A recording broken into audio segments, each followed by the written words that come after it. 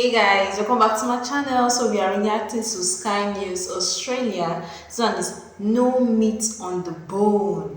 Douglas Murray on Kamala Harris election promises. Wow. Let's check and see the kind of promises that she made. Let's just check the kind of promises that she made. Let's check that out. But back to Kamala, and we have seen snippets of Kamala Harris over the course of the last 3 years. Very few of those snippets have been edifying, Douglas. Here she is as Senator applauding the idea of defunding the police. Right now, what we're seeing in America is many cities spend over 1/3 of their entire city budget on policing.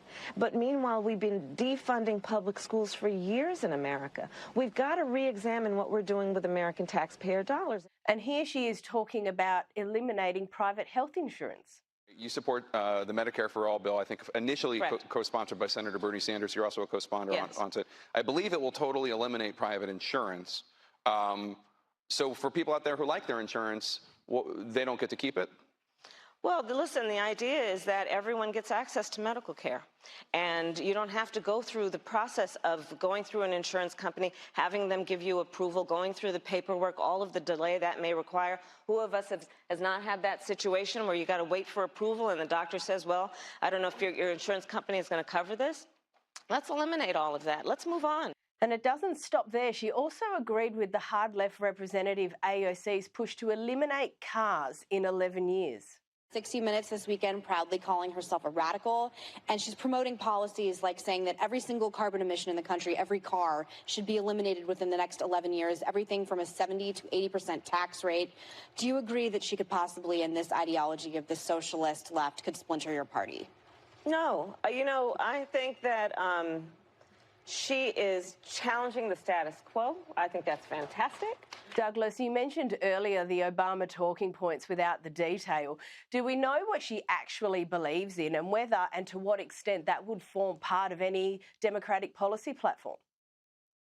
No, we have very little idea of what she believes in, actually, because she either says things like, that's why we need to have the conversation about that. That's one of her tricks whenever she gets into a corner where she really doesn't know what to say. And the rest of it, as I said earlier, are sort of banalities. This is somebody who, from the clips you just paid, seems to think that they can answer the problems of education in America, of healthcare in America, of crime in America. But there's absolutely no meat on the bone.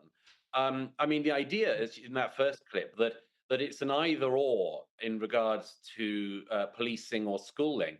It's not a lack of money that's the problem in American schooling. It's a lack of decent teaching and a lack of discipline in the schools. There are American students in even the poorer states who have more money per pupil paid by the state for their education than in most countries around the world, and yet they still have some of the worst literacy and numeracy rates. Now, that's not a failing of funding, that's a failing of the teaching unions across America, among much else. Only Kamala Harris can present these complex problems, pretend the solution to them is simply more money, and promise to put more money everywhere, and make it not at all clear exactly how that money would be of any use. As I say, it's all vapid and empty rhetoric, and it's very unclear what she actually believes. She just says what she needs to say to get through the next 10 seconds of any interview or speech. Which is going to be a huge problem if she, God forbid, turns out to be the president. But there's also been plenty of chatter about who her vice presidential candidate may be. A few suitors have started turning up, being very flattering about Kamala in the last couple of days. Where do you think this will land? Well, I mean, it's actually not clear to me that the most talented people in the party are going to put themselves forward. Does Kamala Harris and your name on a ticket seem at the moment to be a good prospect for you if you're a Democrat? I think all this Kamala Harris problem going up and down, and seeing that the way I see the Americans and their politics and their way of voting, it's just so unfortunately there are millions of people who vote based on gender, race, their emotions, and not politics. They'll rather base on what this person like. I like this because I like this person because he loves doing this. I also love doing this, so I'm going to vote. They don't want to vote for the good of their country, for the good of. An ambitious Democrat. I think probably not. I think quite a lot of the people that people assumed would get into the race actually won't, if she is certainly the top of the ticket, because they will be the vice presidential running mate to a walking disaster. I mean, we'll see. There's a long way to go. In the next sort of almost 4 months, there will be. I mean, we've seen just the last week. You mentioned at the top of the show that just the last week has been an unbelievable amount of things happening, from the attempted assassination of former President Trump to Joe Biden stepping out of the race on Twitter. So almost 4 months. Absolutely anything can happen. But I just think that the Democrats are kidding themselves, but no one else, if they think that Kamala Harris is a strong candidate.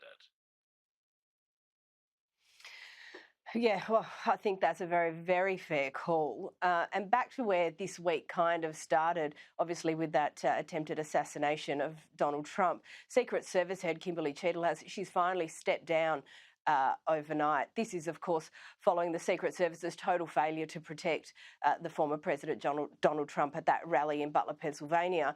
They had one job and they absolutely botched it. Here is what Speaker Mike Johnson had to say. Our reaction, the immediate reaction to her resignation, is that it is overdue. She should have done this at least a week ago. I'm happy to see that. I'm happy to see that she has heeded the call of both Republicans and Democrats. Now we have to pick up the pieces. We have to rebuild the American people's faith and trust in the Secret Service as an agency. And it's no wonder she had to go, especially after that spectacle that was the questioning by the House Oversight Committee on Monday. Quite a sight to behold, both Democrats and Republicans calling for her resignation. But I think this was probably my favourite exchange of the hearing. Would you agree that this is the most serious security lapse since President Reagan was shot in 1981 of the Secret Service? Yes, sir, I would. And, do you know what Stuart Knight did when he was in charge at the time of the Secret Service? Do you know what he did afterwards? He remained on duty. He resigned. What's the difference between your position and what Stuart Knight did? What I will tell you, sir, is that I am dedicated to finding the answers to what happened. And like every Secret Service agent, we don't shirk from our responsibilities. I will remain on. Douglas, the hubris that was on display at that hearing was absolutely extraordinary. Why on earth did it take so long for that reality to set in? Well, I watched that hearing and came away with the view that the now former head of the Secret Service has clearly decided that her aim in the hearing was to say as little as possible whilst presenting herself as being as helpful as possible. She wouldn't answer even the most basic questions like, when did you start preparing for this hearing?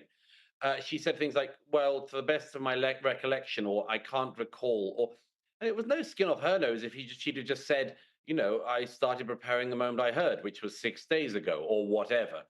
She seemed to be intent on not giving any details in case she could somehow be tripped up on them at some later date in the hearing or afterwards. And that was just a disastrous tactic. She was repeatedly asked about timelines, and it turned out she didn't have them. It really was an embarrassment. She was a political appointee of Joe and Jill Biden, was apparently close to them and respected and liked by them when she was in charge of then Vice President Biden's security detail. She obviously was not the right person for this job. She certainly wasn't the right person to represent herself in front of a congressional hearing.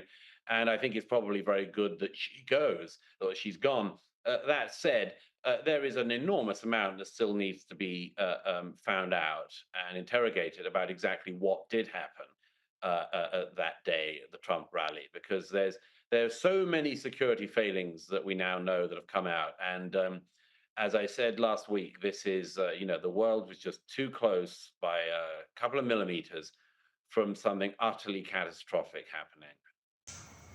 Yeah, so as far as I know, Kamala Harris was put in charge of one thing and only to help to fix it, which was the border. And she failed miserably. Like, now imagining her running the whole country. Well, how do you see her running the whole country? And the most annoying part is that Kamala says, like, she says yes to any question being thrown to her. She just goes with the flow. I don't know, she likes going with the flow. No actual politics. Everything is all just empty promises. Don't you think it's time for America to unburden anything that has been a burden in your country? Like unburden the burden in your country. Don't you think so? Let me know what your thoughts are in the comment section. Like, watch, and subscribe to my channel, and have a wonderful day ahead. Bye bye.